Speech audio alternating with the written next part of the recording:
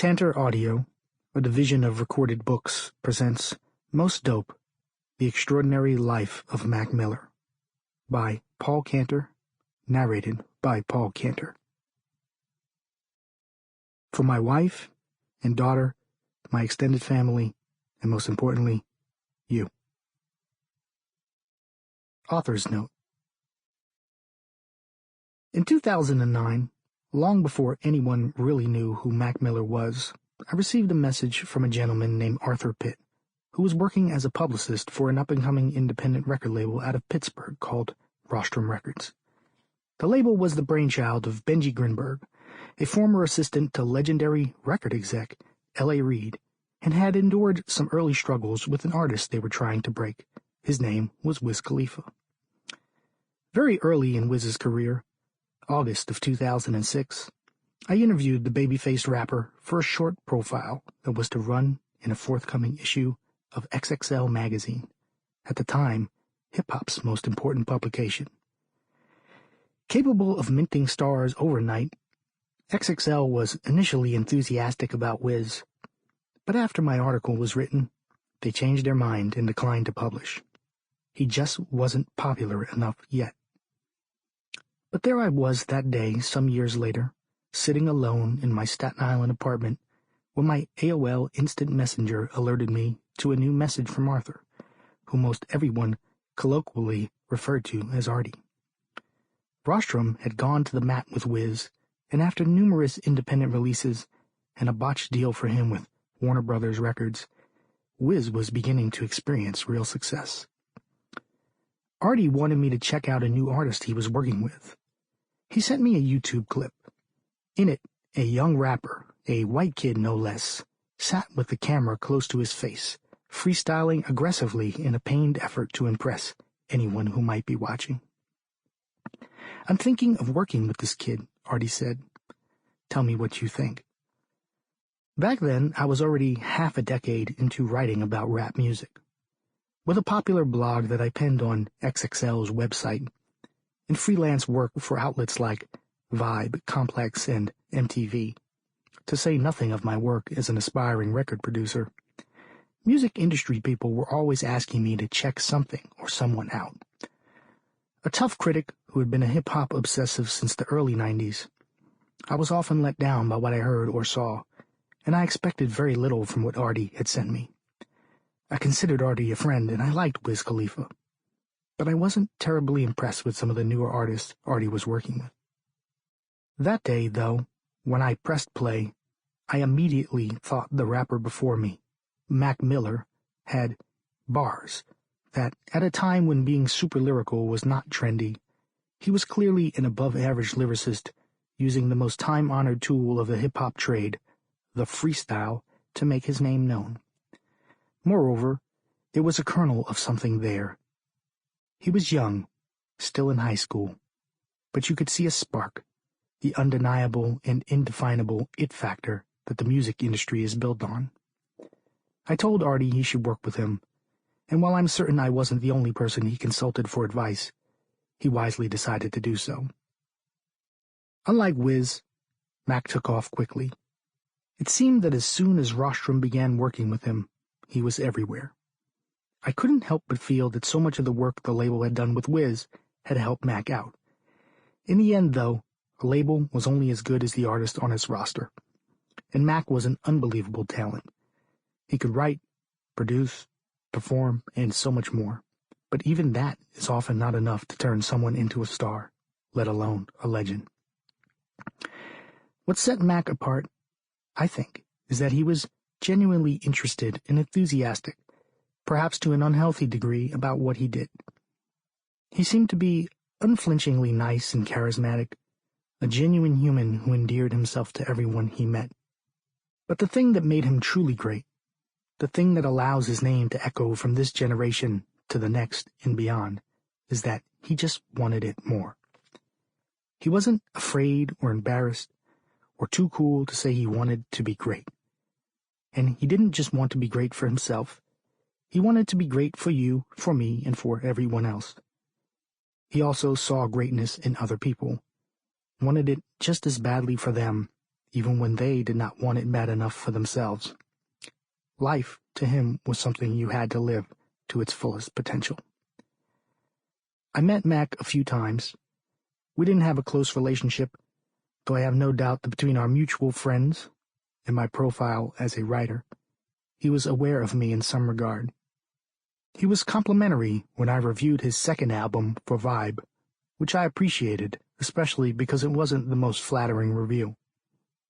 And since he seemed to have a long career ahead of him, I always assumed one day I would write something substantial about him. I certainly didn't know it would be this. Working on this book was an unbelievable challenge. Mac was an endlessly fascinating character, someone whose perspective on life interested me as much as his art.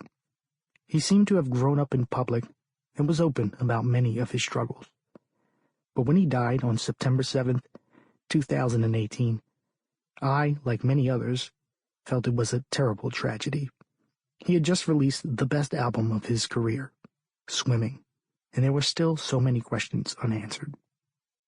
Still, while I thought I was familiar with his story, it wasn't until I began traveling back and forth to Pittsburgh, spending time walking the very same streets he grew up on, and talking to his close friends, that so much of this book started to come together. Even then, though, it was difficult.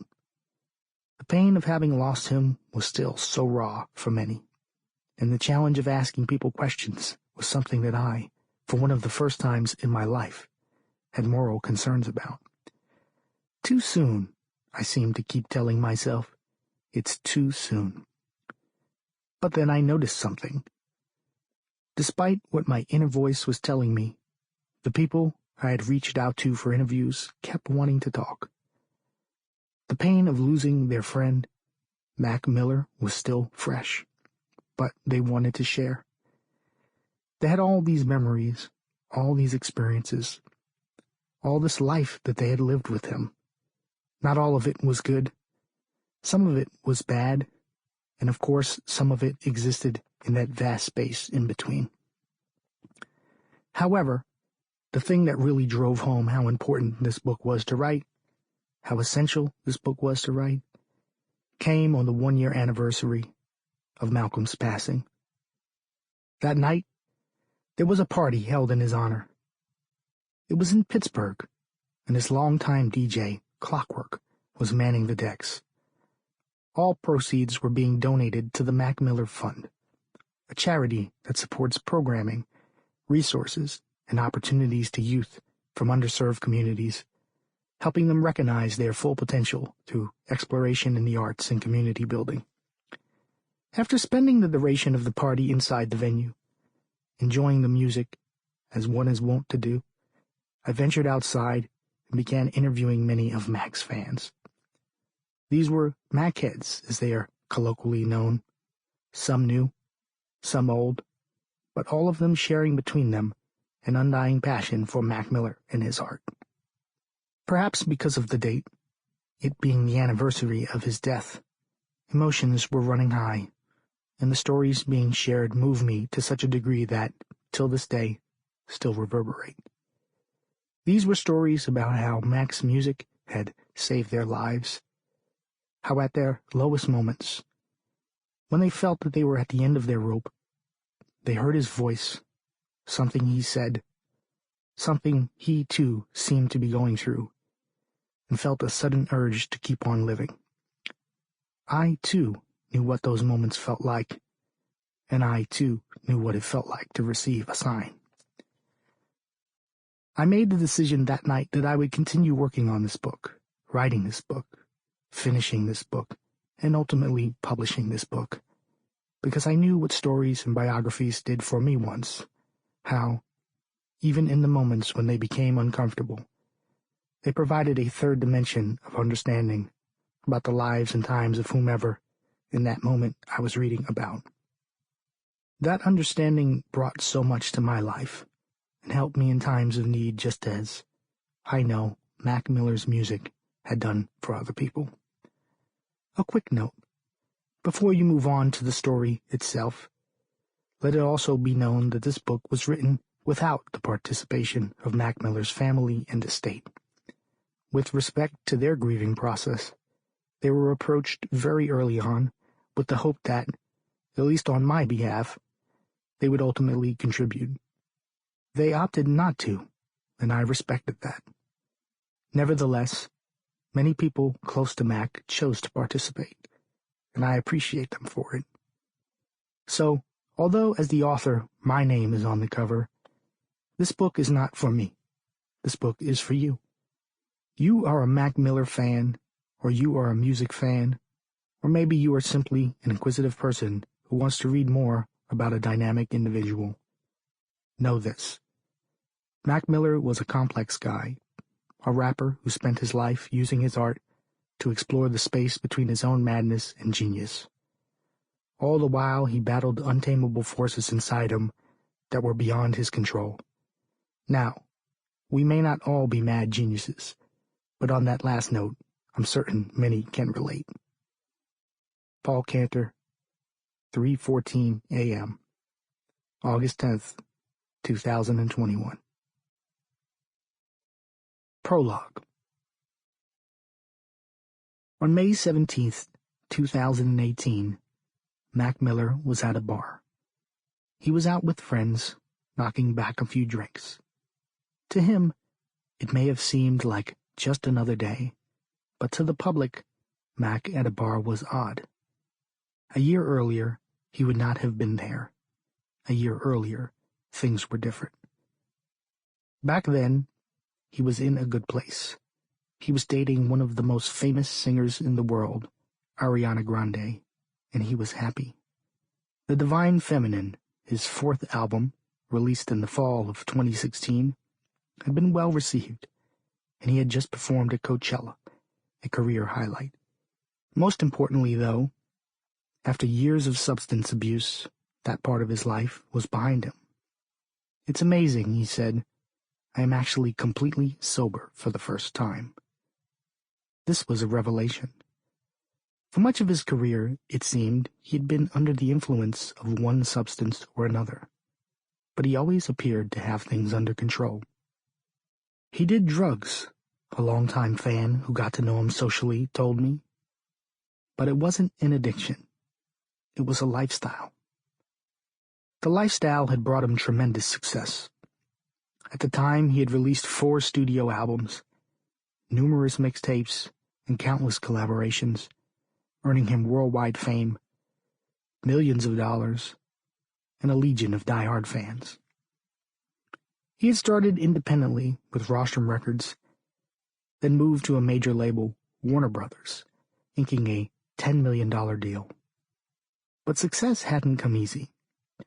Hailing from Pittsburgh, Pennsylvania, he was a white rapper in a traditionally black musical genre. Respect wasn't given, it had to be earned, and it took work. Years of pounding the pavement, years of nonstop touring, and years of releasing music, all in a quest to be taken seriously. When he finally achieved a modicum of respectability, arguably around 2013, after the release of his second album, he struggled to adapt. Being famous used to just defeat me, he said. I wouldn't leave my house because I was worried about someone being like, "Oh, are you Mac Miller?" And then the rest of the night, I couldn't be myself. If he was uncomfortable with fame, dating Ariana, a paparazzi magnet, was unlikely to have helped. A former Nickelodeon star, she'd parlayed her TV fame into a pop music career, notching multiple hits along the way. Like Mac, she had a passionate fan base who obsessed over her every move. Their fans seemed genuinely supportive of their relationship, though, and the pair kept up appearances. They performed at each other's shows, were spotted on each other's social media accounts, and showed up at events. For a year and a half, things seemed to be good. Until, well, they weren't. On May 9th, 2018, the celebrity industrial complex was shaken up when Ariana announced, via Instagram story, that she and Mac had broken up. For his part, Mac remained mum, offering no public comments. But within days, Ariana was rumored to have moved on, dating SNL comedian Pete Davidson. By the time the 17th had rolled around, the day Mac sat at that bar, a week had gone by, a week in which gossip columns went crazy, speculating about Ariana and Pete's new relationship, but the budding couple doing little to dispel the rumors. Instead, they simply stirred the pot, flirting the way their generation did best, by liking each other's old photos on Instagram and posting pics of their matching tattoos. Had Max seen this? It was difficult to tell, though he was an extremely online person, active on Twitter, Instagram, Facebook, even Vine when it was popping. He was also prone to reading negative comments about himself online, which affected him deeply. Then again, it was also possible he hadn't seen it at all. Regardless, Mac was at the bar downing drinks. It is not clear what he drank. Maybe Knob Creek, Jameson, Remy Martin, or Hennessy, all brands he was fond of. It is possible, based on information revealed later, that he had more in his system than alcohol. But as the night grew darker and the spring cold came in, as it does in L.A., where the wind bites the skin when it rolls off the Pacific, it was time to roll. The bar was not far from his house. He would later tell his longtime DJ, Clockwork, that it was mad close. So close, in fact, that he saw no problem with leaving that bar with his car keys in hand and putting those keys into the ignition of his white 2014 Mercedes G63 AMG, the G-Wagon, as it is colloquially known, doing something they tell you not to do when you've been drinking, let alone drinking the way Mac was known to drink. He got into the car with 2 passengers and tried to drive his drunk ass home. Around 1 a.m., as he got closer to his house, he rounded a bend. He had come around this bend countless times before, but this time things were different. Something just told me to floor it, he told Clockwork. He pressed his foot down on the gas. All 8 cylinders fired. 544 horsepower of German steel, booming around the corner. 0 to 60 in 5 seconds. 4 seconds. 3 seconds. 2 seconds. Boom. Into the curb, Mac crashed, the car spinning back onto the other side of the road, up over the opposite curb, right into a telephone pole. The telephone pole then cracked, collapsing in a heap against some trees. Mac Miller opened the driver's side door of the G-Wagon, and out into the darkness he went. Through a fence he dashed, escaping, only to be arrested in his house hours later, charged with driving under the influence and a hit and run. After posting $15,000 bail, he was released the next day. The rapper Bun B, a friend and mentor, called him after the accident became headline news. "I'm all right, Unc," Max said. "It was just a rough day." "If you need to talk to somebody about what's going on," Bun said. "Nah, OG. I promise I'm good," Max said. Bun took him at his word. So did other people who spoke to him then. "At that point, there's really not much more that you can do," Bun said. "I know that there was this concerted effort to help him fight his demons, trying to help him deal with what he was dealing with. And when people are fighting addiction, it's always easy to put on the public face like, 'Nah, man, I'm good. I'm working on it. I'm addressing it.' You can say everything that you want people to hear you say. You think it will stop them from asking you about it, and then go right back to whatever it is that you told them that you weren't doing." The crash seemed out of character, though. Perhaps it was a sign. Just over a week after the crash, while still at work on the album that would become Swimming, he would sit in the backyard of his house in Brentwood, staring out at the mountains, the great big sky above, and the row of houses built below. On most mornings, the scene brought him great tranquility. "Bro, what happened?" Clockwork asked him. "What happened with the accident?" Max sucked on a cigarette. He looked away, failing to make eye contact. "I don't know why I did it," he said. "I don't know what the fuck I was thinking." He took another drag. "Luckily, we hit that tree, and the tree stopped us from going down the hill." He bounced his knee against his hand. He seemed nervous now, hitting the cigarette harder and faster. "I don't know, man." Then there was a pause. Something said without saying it. Mac looked out further, searching.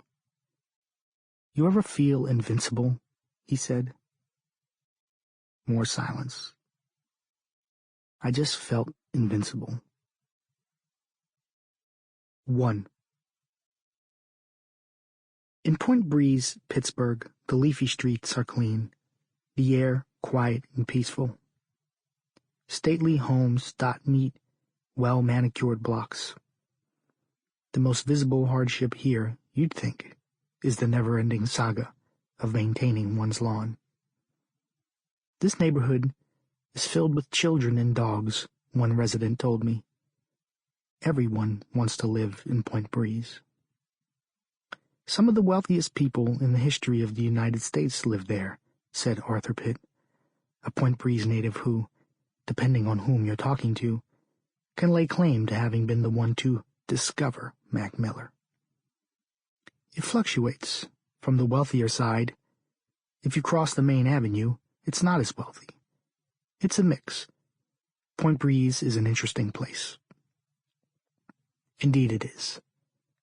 Long before the Pulitzer Prize-winning writer Annie Dillard's memoir about Point Breeze, An American Childhood, published in 1987, detailing her coming of age in the Pittsburgh suburb in the 1950s and wrestling with the neighborhood's complicated legacy.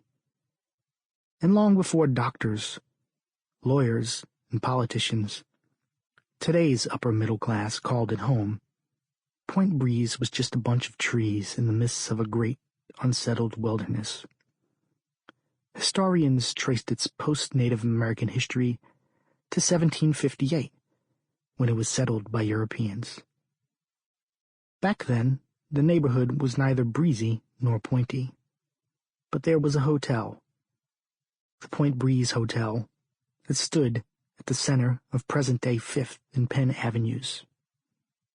Some 200 years ago, a traveler from a distant land, perhaps New York or Philadelphia, might have been riding along in their pimped-out stagecoach. They'd be tired. A trip west could take literally months, and so they'd stop, have a hearty meal, catch some Z's, then wake to the sound of bird song in the morning before continuing on their journey. In those days, the only way through Point Breeze was the Greensburg Pike, a Native American trail paved in the early 19th century. At once rustic and remote, it wasn't long after it got paved that the Pittsburgh gentry discovered the area. They saw it as a refuge from the hustle and bustle of the city rapidly growing around it. Among the esteemed folks who landed in Point Breeze was Judge William Wilkins. The son of a captain in the American Revolution, Wilkins held many positions of high social importance.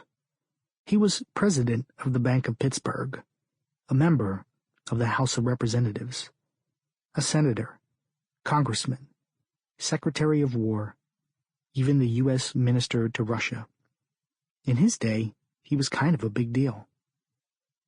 Wilkins liked Point Breeze, and in 1835, he built himself a grand, MTV Cribs-style house there. This would be a mansion, a big, sprawling thing fashioned in the Greek Revival style, with 4 Georgian columns fronting a stately entrance, surrounded by 650 acres of open land. A house such as this would not do with just an address. It needed to be more than that, for it was more than that. It was a big home surrounded by woods. Wilkins dubbed it Homewood. At Homewood, Wilkins hosted important people. Daniel Webster, Henry Clay, even the 7th Vice President of the United States, John Calhoun, all came by the mansion to eat and chit-chat. Politics as usual. All the while, the world outside Homewood, outside of Point Breeze, was rapidly changing. America was a young country, and Pittsburgh was a young city, but it was already proving to be one of the most important locations in the Union. Pittsburgh sat at the confluence of the Allegheny and Monongahela rivers, which met and became the Ohio River, then flowed 981 miles southwest to Cairo, Illinois, where it connected with the Mississippi. In the early 1800s, the big business in Pittsburgh was boats, because railroads were still in their infancy, and traveling on the rivers was how people got around. To wit, it was from Pittsburgh, not St. Louis as it's commonly thought, that Lewis and Clark departed on their landmark 8,000-mile expedition exploring the territories obtained by the United States from France in the Louisiana Purchase. The legendary explorers floated down the Ohio River to Missouri, and from there they went on to discover the rest of the country. Because of this, Pittsburgh in the 1800s was known as the Gateway to the West. All of America was soon to head in that direction. Through Pittsburgh is how they would get there. But Pittsburgh also had other things working in its favor, like a wealth of natural resources. In the late 1700s, for example, large coal deposits were discovered a few miles west of Point Breeze, across the Ohio River, in a neighborhood largely settled by German immigrants called Mount Washington. Coal had many uses and led to the development of a variety of industries. It could be used for fuel, and with fuel there was a world of opportunity. All around the city, factories and foundries were being built. Iron, brass, tin, glass, textiles, furniture, booze, even oil refinery. If it could be made, Pittsburgh would make it. Along with the boom in industry came a boom in population. Immigrants arrived. Welsh, Scottish, German, Irish, and others. Many of them would work in the factories, while the veterans of the Revolutionary War were literally handed plots of land. As for black people, the year 1780 saw enslavement abolished in Pennsylvania, though it remained in another form, indentured servitude, which held back former enslaved people and the children of enslaved people from taking part in the great Pittsburgh land grab. Perhaps the most famous of the Pittsburgh strivers was Andrew Carnegie. Carnegie was born in Scotland, but early in his life, after his parents had fallen on hard times, they borrowed money and in 1848 moved with Andrew to Pennsylvania. They took up residence in Slabtown, a noisy, overcrowded immigrant community that came with only the finest accoutrements. No natural gas, no water, streets that remained cloaked in darkness at night, and where, at all times of day, one would encounter wild hogs and dogs roaming free. There was also little concern for the conditions the factories created. The smoke permeated and penetrated everything, Carnegie wrote. If you washed your face and hands, they were as dirty as ever in an hour. The soot gathered in the hair and irritated the skin, and for a time, life was more or less miserable. Carnegie was not overly educated, having ended his studies around the time he immigrated, but was industrious and hard-working. As a youth, he worked in a cotton factory, then got a job as a messenger. It was through this job that he met Thomas A. Scott, president of Pennsylvania Railroad, who took him on as his secretary, paying him $35 a month. It was at this job, now with more money, that he began investing, taking up interests in coal, iron, and oil. Sample complete. Ready to continue?